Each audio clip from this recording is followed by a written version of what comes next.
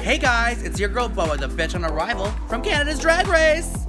This has been an amazing experience. You guys have been so good to me. I've learned so much about myself, and I've made so many amazing sisters and friends, and I can't even explain how grateful I am for this opportunity. We are all so proud of you. Now, sashay away. Thank you guys, thank Bye, you. honey. I didn't come here to make friends. I came here to make lasagna. Tell me how you became a drag queen. So my journey with drag, I was working at a place that I hated in Windsor, Ontario, where I'm from.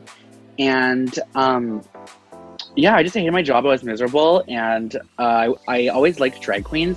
I would go out and I would see drag queens perform. And I always just kind of was interested in them. I never had the opportunity to do drag until I started watching YouTube videos on makeup and stuff. And then I just started playing around and I decided I want to do drag. So I picked up and I moved to Toronto and here we are. What was it like being critiqued by the judges? Because the fandom seems to find the judging on Canada's Drag Race particularly harsh. They, the thing is like the judges, especially, it's like, hey, look, there's like 12 girls. You're getting to know the girls. They're getting to know us as well. And what they saw in me was my personality, my goofy humor, my ability to not give a shit. And I think they really, really enjoyed that. It's just once you progress in the season and they're starting to split hairs and they're starting to notice things, it is easier for them to say, okay, well, we've seen that, let's see more. I want to say I love the judges. I think they are doing an amazing job.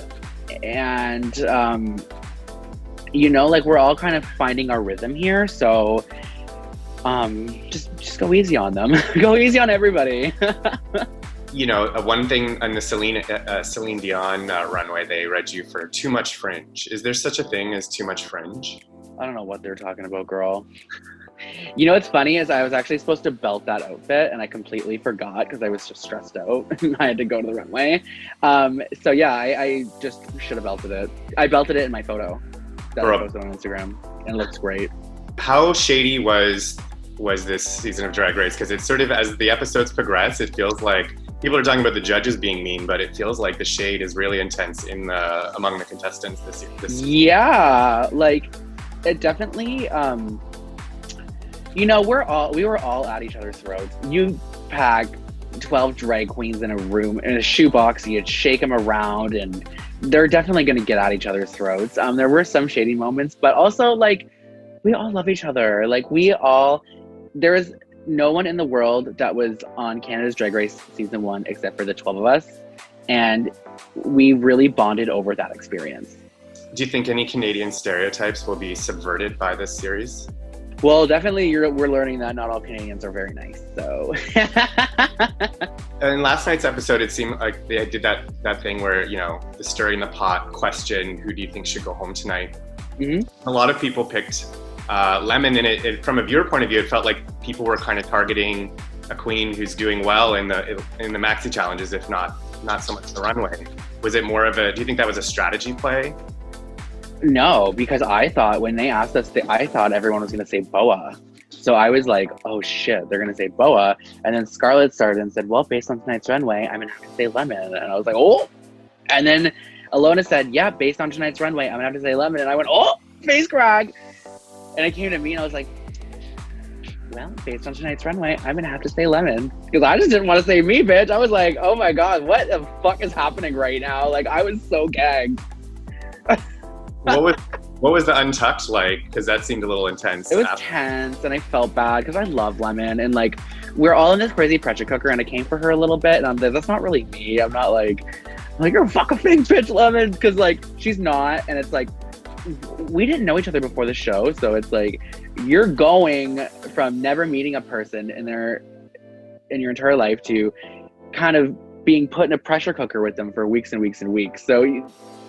Like I said, you're going to get at each other's throats. But I did feel bad because she was crying. There was some early drama with you and Scarlett Bobo, and then that moment with Lemon. How is the dynamic after everyone's kind of out of the show and out of that pressure cooker environment?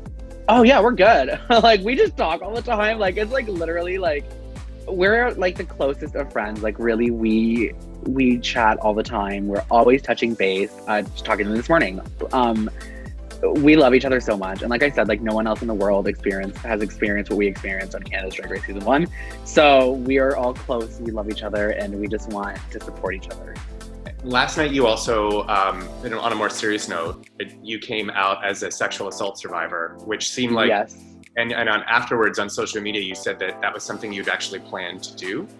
Tell me It's about. not something I like planned to do. I didn't go in there like, oh, they're gonna talk about my sexual assault, but it's something that happened publicly, and so I know that going in, I knew that if it were to come up, I was gonna share my story. I was gonna talk about it. Hopefully, bring light to the issue around violence in the community, and hopefully use my platform in a good way rather than just slaying the runway. During all the sort of height of the Me Too conversations that were happening in the last few years, there weren't a ton of conversations around.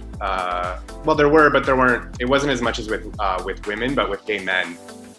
What do you feel is being like lost in the conversation, or do you feel like anything's being lost in the conversation that needs more attention? Or oh God, I just want to make sure that we put more marginalized communities forward, POCs, people under the transgender non-conforming umbrella. Like, I just want to make sure that people who don't have a voice are given a voice. And any final thoughts on the state of drag, the state of the world, the state of pop culture? Be kind to each other, be kind to yourselves.